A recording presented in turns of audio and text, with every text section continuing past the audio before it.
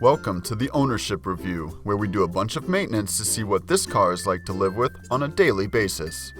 Here are the high points of the 2006 Saturn Ion. The engine air filter is quick to find in the passenger side of the engine bay.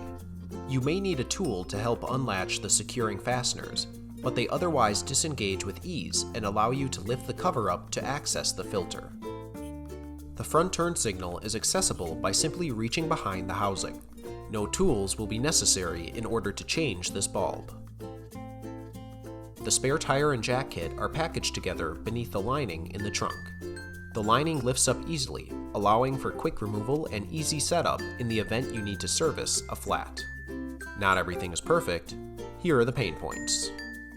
With the exception of the turn signal, the bulb housing will need to be removed to access any of the headlights. Although this can be done without tools, the bulb housing will still prove bulky and cumbersome to remove.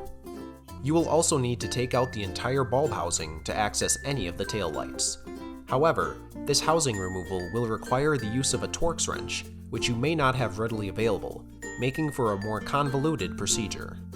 This vehicle does not come equipped with a transmission dipstick, but rather just a cap positioned deep in the engine bay.